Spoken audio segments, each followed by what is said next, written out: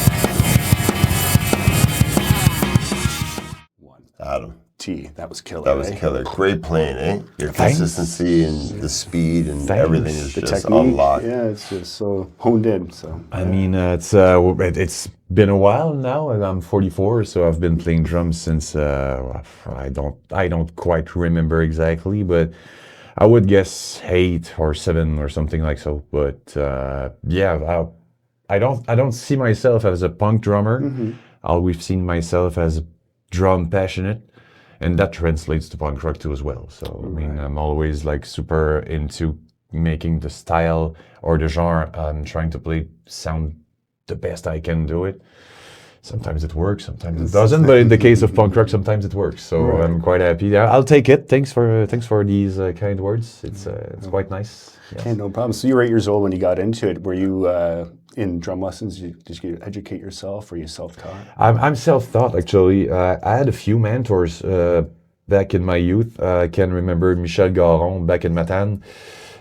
Big shout out to that gentleman who was a great drummer, and such a jazzman, a genius jazzman. Like he could disarticulate rhythms and rethink, like the basics and the boundaries of what you thought was possible with the drums back then. It was like, wow, okay, that just blew my mind. I can do that. And I remember a guy that was when I was working in a music store back in that same small of Matane, which is a small, a fisherman's town from the eastern Quebec. I remember that guy. He came and he didn't appear like a drummer. He didn't even talk about drums. I mean, he didn't spoke about it. Was super low key about it. And he had this really bad accident in his hand, which cut all his tendon and nerves. So he couldn't fold his hand. Oh man, But he found a way of playing drums by with traditional grip. So with a trad grip, you can force a grip, but it's way easier if you're just relaxed. So he found a way of doing it, and he was a genius drummer. And that's the most badass drummer I've ever come with in my entire life. That guy was just brilliant. And in his mind, he wasn't a drummer at all. He was just like having fun with drums. And I was like, dude, you don't even know what you're doing. I mean, that was so everything he did was like so intricate and visceral and super technical at the same time. He was like, you can do this, like and that parallel, you can take it from here and just put accents there. Just, whoa, slow down. I mean, take a minute. He was super into it, like a genius, probably in the high IQ of drumming I've seen so far. Right. Well, cool. So he inspired you to keep pushing and I had a few mentors like that. That was okay. That can be done with drums. I didn't know that can be done with drums. I've seen drums as surfaces so far, but they pretty much told me that was a language on its own and something that you can work with and articulate stuff that you can that blew my limit basically. Right. You hear it in your head, you can now put it out on not paper but skins. Exactly. I was really blown away by these two gentlemen back then. That's amazing. Yeah. Cool. And then you got into touring and into bands and things like that? Yeah, quite early actually. I've been in bands, in punk rock bands since my early age, probably in 12, 13 years old. I was starting to get into bands and playing bars. Oh, fun. Yeah. Even though it wasn't legal to do so, I had to lie and had to grow hair. And, but I had a facial hair, so I had to draw. No. It's just like it. No, I just had to lie about my age. So that was fun. That was the early years of shows, small bars, nothing big, nothing too fancy. Okay. Yeah. Well, we played with Randy a few times when I was 16. It was my big stuff. Okay. I love and I still love Randy. So that was and that's still a big thing to me to have that on my checkbox. Right. Okay. Yeah, there's certain things you hold close to your heart, and that's what. Exactly. Randy is still to this day one of my favorite bands ever. Okay. Yeah. Oh, So I'll have to check them out. I've never heard of them. So really? Yeah. Oh my God. Here we go. We'll the get rest to it. is silence. You're gonna have your jaw dropped on this one. Okay. Cool. Yeah. Can't wait. Well, since you're a massive fan of punk rock and your punk beat is just on point, what were 3 of your most influential punk rock records that got you inspired to perfect that? That's a good question, actually, and I think I can easily figure three out. Beginning with Tony Palermo, which is the original drummer of 10 Foot Pole. Derek Lord, of course. I mean, Derek Lord was one of my big influence back then. He had the perfect blend of groove, feel, cool ideas when it comes to breakdown, and speed up energy all the way. The D beat was just perfect, and I can probably put more in there, but you know, Sean Sellers was one of my big drum hero back then too. Jordan Burns, I can probably, I can probably, top three. I can probably go on, and I mean, I can probably play with that, you know. Keep flipping it around. It's not in the order specifically. It's just, I mean, I love all of these guys, and they pretty much forged the drummer I am right now. I mean, sonically, I based myself on these guys and tried to emulate the most as I could their sounds. Even though we can't really emulate someone's sounds because we don't have the same length, we don't have the same weight, we don't bear the same stamina and the same, you know, distribution of energy and fingers, you know, distribution of stuff. That thought process. But you know, we're trying our best to you know, try to emulate styles and that sounds great. How does he do it? Okay, that doesn't know. How do I do it? So it sounds like that. So it's that was fun. That was a cool quest to follow these guys back when I was a young drummer trying to learn and get into punk beats and stuff like that. And especially when I was listening to 10 Foot Pole and stuff like that, bands that I, you know, turned out to be in right now. I mean, that really means a lot to me. So yeah. So I cannot thank these guys enough, even though they won't even know that I thank them for that. So yeah, that's awesome. That's pretty nice. That's super cool. Hey everybody, I really hope you're enjoying the episode so far. Today, I want to take a moment and thank SJC for being such a wicked company. Wicked. All the best custom drums you can even think about. So we highly suggest you visit your website. Check them out. And check out this discount code right here, and you can save yourself some money when you order an SJC custom drum kit. So what are you waiting for? Yeah, man, get on it, guys. Get on it. All right.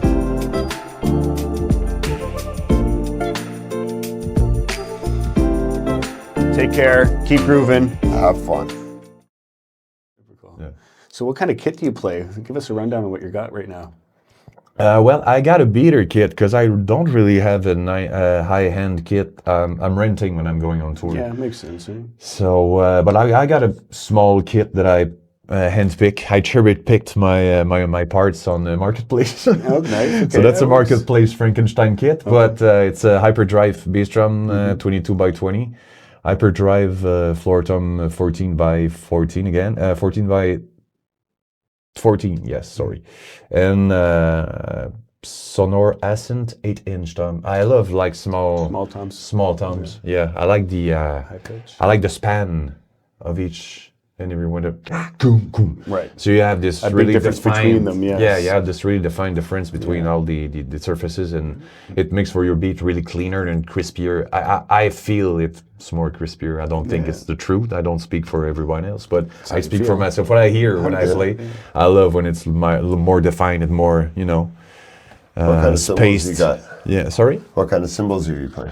I got 13-inch Paragon hi-hat. I love that hi-hat, and I have this hi-hat since I think I have this for 20 years now. Okay. Never changed. This is the perfect amount of crispiness. I love the note on this. It's really it cuts through really nicely.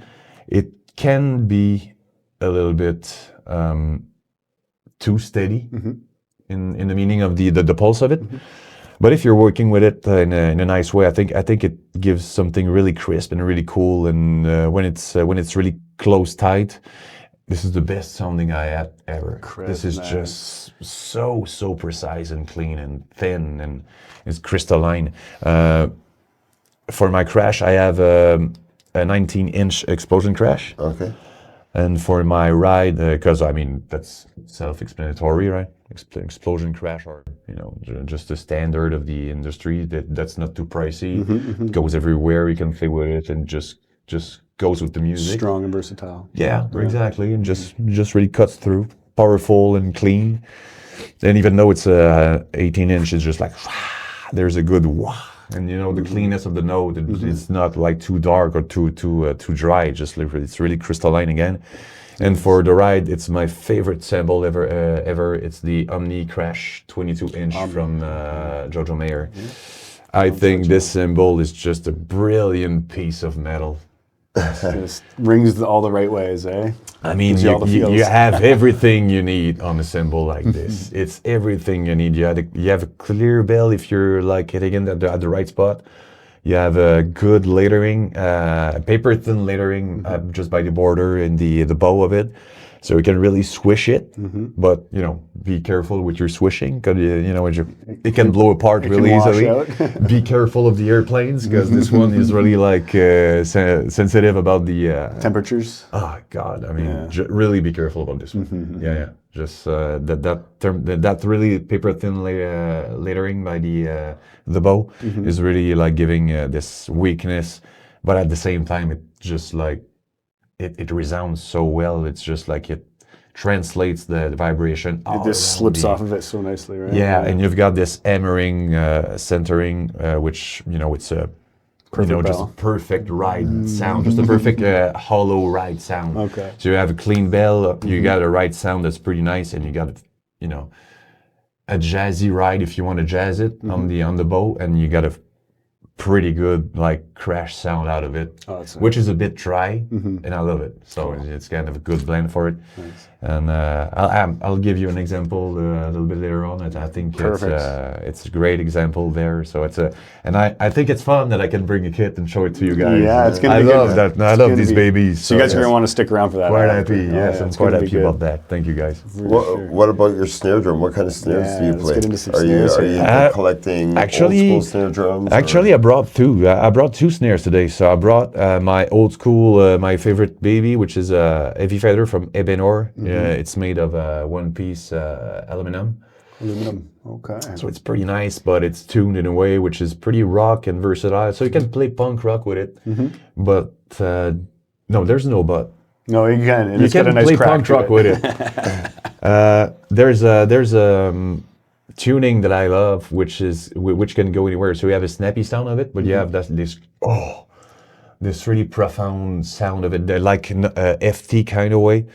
So you can tune it really high, but you have like this really warm body to it still. And I brought 13-inch Black Panther like so. Oh no. Yes, this one is really tuned super high, like Spin Doctor sound like. So it's pretty nice, and I love to work with both like these days. Depending on what the song's calling for. Yeah, kind of thing. And what I feel like too, what I feel like to play too. So when I say Spin Doctors, it's because I love to play that song too, and I tuned that snare so it sounds like so. It's not a joke. So I was like, I love that sound. So that's one of my favorite licks too. So it's a guilty pleasure. It is a guilty pleasure. Yes, it is. Yes, it is. Awesome. No, that's hilarious. That's great. Well, you've had a lot of international touring experience, eh? Yes. Is there a funny tour story that you feel comfortable with sharing? Not too incriminating, but funny. I got so many stories about touring. The thing is, which ones are whichever you're right, or family friendly here. No, it's not true. I'm not a wild guy. It's just like we party sometimes and things can happen. Some funny things happen. Well, let's see. Is it live? Can we do montage and stuff? Is it, yeah, no problem. I'll try to find something. All right. I'll go PG-13 on this one a bit. Okay. All right. So we toured in Germany on 3 years ago with 10-foot pole. That was pretty cool. I mean, that was nice. And I always have like this rule that I don't drink. I drink on tour, but I never get drunk. I can have a beer or two. And after a show, I mean, if people wants to have a drink with me, I won't refuse. I'm an okay guy with it, but I never get drunk when I'm playing. But there's one day on tour, which you have a day off the next day, and I say, this day I'm gonna, have a little party for myself with my boys and have fun and go out and just have fun. We have a day out tomorrow. We have a day off tomorrow. So that happened, and I remember there was a festival in Bochum, Germany. the Two Rock Festival, I think. Two Rock, okay. Yes, that was a super heavy metal festival with like black metal bands and with robes and blood, and you know, it was like we didn't fit there at all. And you know, then footballer, I'm not good with absolutely. Just super easy peasy with our, you know, cute little songs. Poppy punk. Compared to that stuff. Anyway. That was nice though. I mean, we played with No Fun at All, and that was nice. And so we did our show. That was cool. We had a few drinks afterwards, and we discovered that we had an open bar afterwards. We had an open bar at the third floor of the hotel. So we were like, let's go check that out. Might as well. So we go there, and they're giving you like these glasses are strong. Yeah, they're going at it. So, so the more you know, I don't really remember what happened a few minutes, I guess an hour or two later, but I found many photos of me with plants. Oh. My big jam that night was to how do I say it? Be super flirty with plants. You're flirting with plants. So I flirted with all the plants I've seen, and my friends always took pictures of me with plants, and that was my big jam. So I romancing plants. Romancing plants. That was my big jam. Don't ask me why. Just like this weird thing I had that night. So I was married back then, so I couldn't do anything else than romance plants, right? Just window shopping. So the next day I woke up in a hotel room. I was supposed to be with Richie, my bass player, and I was alone in a small hotel room, which was not the same I checked in the last night. So I was like, There's an aloe vera beside him. There's something's off here. So I go down, and there's a lady there at the counter. I say, I'm sorry, do I know how I get in? And she's, oh, you're the Canadian guy, eh? She said, yes. Oh, you were so funny. You didn't know where you came from, and you were just too fun. So we gave you a room. It was what? So, well, you remember I played like that stadium just over there. You didn't play there. You showed me the place you played. It is like an hour and a half from here. So I played basically an hour and a half from that town to whatever that hotel was. Didn't remember how I get there. Didn't have any clothes. Didn't have any luggage. No. Lost my passport. That was perfect. Oh boy. Yeah, that was perfect. So I had to backtrack all the way to get my passport. Okay, picking your stuff up on the way back. Yeah. That was super glorious. And then again, I'm sorry about that, guys, if you remember that time. But you know, nobody gave me a hard time about it. Nobody got hurt. Nobody got hurt. I mean, we're on the way to get there anyways. So that was. It was really fun, I guess. It sounds like it was a good experience. Well, the next day you're not speaking too much. You're just like thinking and retracing. Yeah, remorseful a bit, and just like hangover. That this is you're feeling quite small, and so I didn't do it again. Yeah, it's motivation to kind of just take it easy a little bit. That was the crazy days, anyways. I mean, touring back then was a different time. Not a different time. I mean, it's always fun to have fun with people, but you know, so that was, you know, these were crazy days. Yeah. Right. I'm now a teacher. I'm now a more serious guy. So yeah, of course, So we mature as we get older, as they say, maybe a little bit. Do we though? I don't know. Do we though? So it's always weird. But yeah, that was a pretty fun tour with the Straight Line, with the good friends from Straight Line. It was a great tour. We did Germany. We did. Poland, Italy, Switzerland, UK. Oh, nice. France. That was fun. A good haul. A good run. Nice. Yeah, that was pretty nice. Pretty nice. That's cool. Yeah. So, what would you say are some good foundational things that every drummer should have in their toolbox when they're getting into drums, or even at a later age if they feel they're hit a plateau and they've need to kind of get inspired again? A great tool to have is the intention to make your drum sound great, and the intention to make your band sound great too, and the intention to make the intention between the sound. I think it's audible. You can hear when a drummer wants to play, and you can hear when a drummer doesn't want to play. That's a very good point. Will. So if you're staying motivated and you have a purpose as a drummer, you're always trying to find something to work for and people to work with. I don't think you're gonna have a plateau as much. Right. There's always going to be something to give you some light somewhere. Rudiments. I was just gonna say, rudiments. What's your top 3 rudiments? Top 3. I mean, these are not really complicated, and I will probably show you a few examples of this. Double strokes, parallels, 5-stroke rolls. I always work with these, always.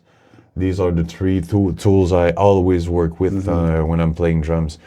The 5-stroke roll is really something that's really undermined, really underrated. It can go really. It's a sneaky and super cool thing to work with. Nice. So there's a few ways we can like work with paradiddles and just the diddles without the parrot. There's aside. Just the fractions of these rudiments can be really applied to the kit and in a cool way.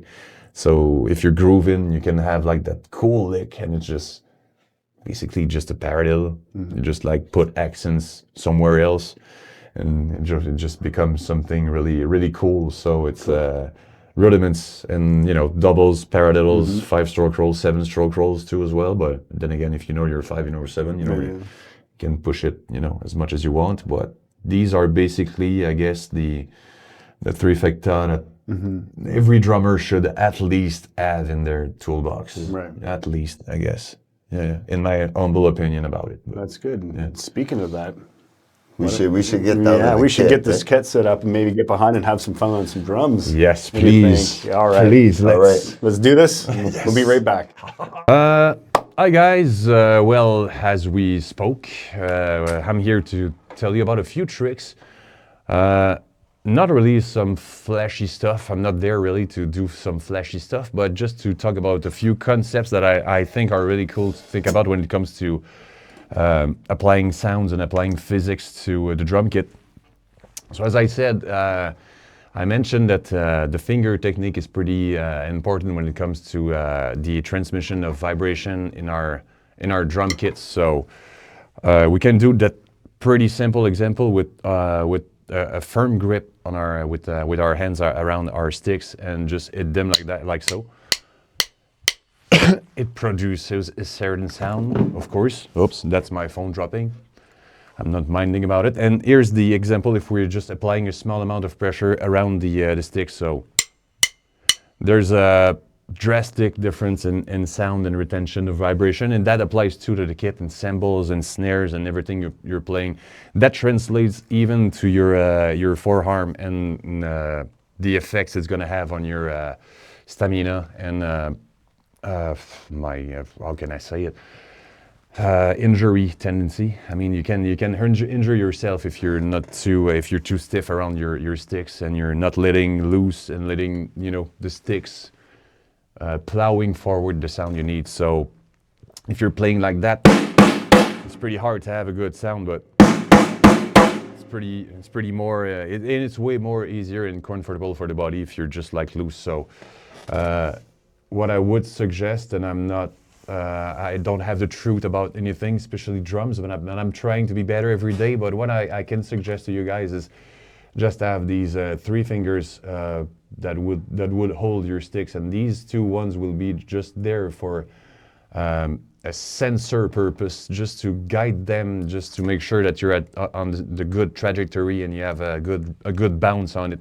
But it's pretty much the same thing as if you're making a tennis ball bounce, just pretty much the same motion. If you're doing it on the cymbal, I think it's way more easier to see, but so it's pretty much the same thing. You're not jamming down on it. It's pretty much like at some point, in some measure, that is the pivot of your stick. Like that point is the pivot of your stick. Your hand is the pivot of your stick.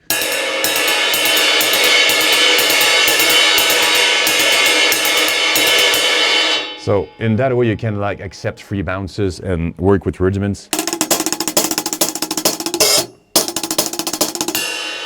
So it's way easier to work with, paradiddles.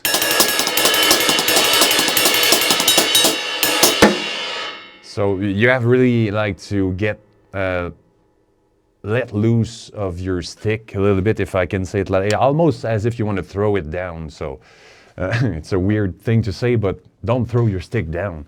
but just like maybe emulate the feeling of it.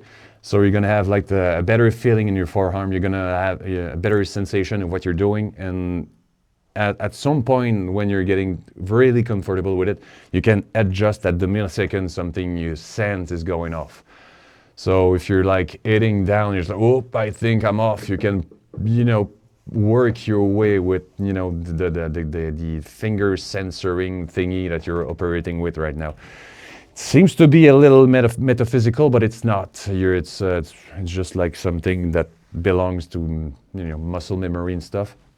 That being said, the hand has a lot of muscles in it, and tendons and nerves, and it cannot just sit there and wait to be impacted by your stroke. So work with it. I mean, that's one of the best tools for having a good striking on your snares. That with a good amplitude. And that being said, that amplitude will be more easy to get if you're loose on your stick than if you're trying to get your amplitude with the whole arm as is. So just.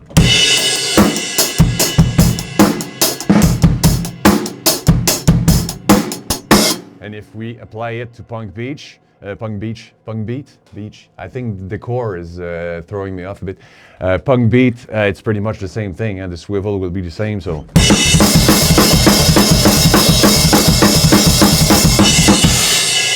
If you're too stiff, it's not gonna happen. You're not gonna have a good push-pull.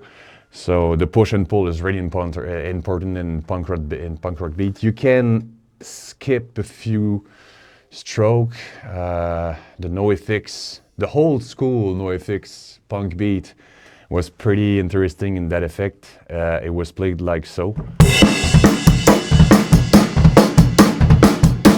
Just with 3 hits, yeah, so that was cool. So you can keep a little bit of stamina around it. But now he's doing it in a weird new way, which is like triplets on the hi-hats with the D beat down there. So I'll try to do it, but it sounds weird when I'm doing it. It sounds great when he's doing it. When I'm doing it, it sounds like a pair of shoes in a dryer. But I'll try.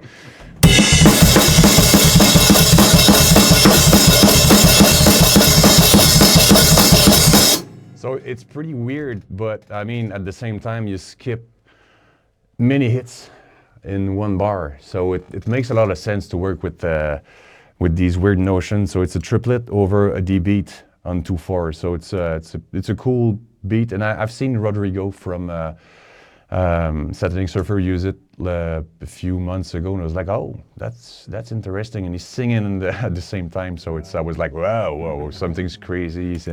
Something crazy is going on here. I spoke about the rudiments I'm playing with, doubles, paradiddles, and 5-stroke rolls. Paradiddles I love the most, I guess, because you can like put it in a groove quite easily, and you can put accents in weird places. So I'm just gonna play around with the paradiddle and try to do something with it. So I'm gonna start with a simple paradiddle on the cymbals and try to do, weird accents. And later on, I'm gonna talk about how you can apply it to the kit. So.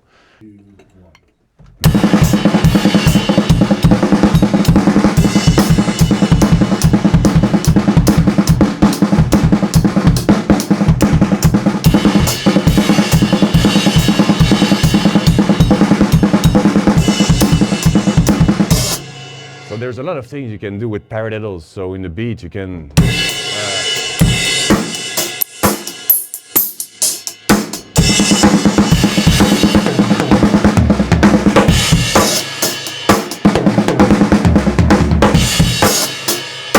And that's just pretty much just a straight up paradiddle where you put accents at different places. One of the things I'm trying to practice when I'm home alone is a good old samba beat with the old. So that's a cool trick to practice, or polyrhythm and stuff like that. So what I love to do is just this 5-stroke roll, but in. With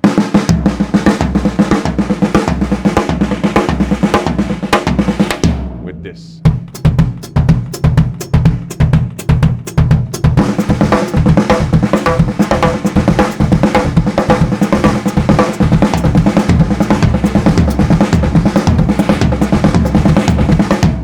And what you can do is like add 2 more notes, so you can have like 1, 1, 2, 2, 3, 3. So it goes something like so.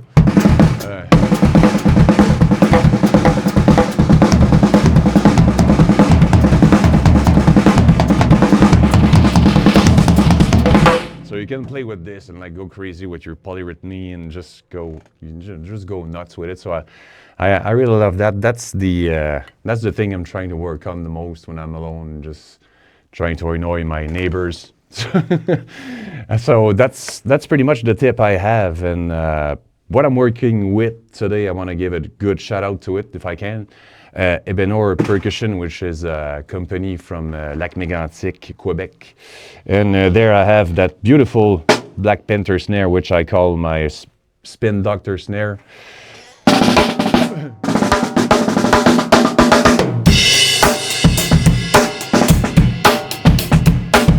I mean, you can tell me it's not Spin Doctor, so thanks for that. And these cymbals, as I said, that's the Omni Crash 22 inches I told you about. This is the paper thin lettering and the hammering there. You got a big, protruding bell that sounds pretty clean and a bit nasty. So that 20 inch, that's a 20 inch. I thought there was a 19, I said, so that's a 20. Pretty clean too, Paragon hats. So that's pretty much, those are pretty much my best friends for going on tour, and that. Man, that was awesome, Adam. Hey, thank you so much for showing us and giving us that breakdown behind the kit. Thanks for having me, guys. It inspiring. was such a pleasure, and I mean that justifies the 8-hour drive I made. I mean that's big love from you guys, and you guys are doing such a great job. We appreciate it too, coming all the way from Quebec. Straight back at you guys. You're committed, and I mean, like I said earlier, you're committed to putting drummers' name out there, and I can be thankful enough for that. So thanks, guys, for having me. That was really fun to have that discussion with you and work with the kit. Then that was fun. That was pretty fun. Yeah, thank you. We really enjoyed it as well. Really appreciate you. Thank you. Thank you guys for being here and indulge me. That was nice. Yeah, check out 10 Foot Pole. Yes, all the details are in the description below. There's a few things coming up. We have an album that we are putting up that's a rehash of a Bad Mother Trucker that came out in 2000 something. So we're just we recorded it with the new sounds and the real instruments. So it's when does this come out? It's in November, actually. I don't remember. I think it's the 23rd of November, but I might be wrong on this. I didn't check that out for. It can change too as well, but I think it's that. Absolutely. Maybe we can post that. We'll see if it's available. Yeah, and there's then again a few things. We're working on a new rock album too as well in the meantime, and acoustic one. There's a few things coming up with 10 Foot Pole. So stay tuned, guys. Super exciting, guys. Yes. Again, everything's in the description below. You got to check this guy out. Amazing. And don't forget, Drummers Paradise Podcast on YouTube. Hit that subscribe notification bell and follow us on Instagram, TikTok, Apple Music, Spotify. All of the fun socials, absolutely. And we got a lot more content coming your way soon. Yeah, so and until then, keep grooving. Have fun. And we'll see you soon. In paradise.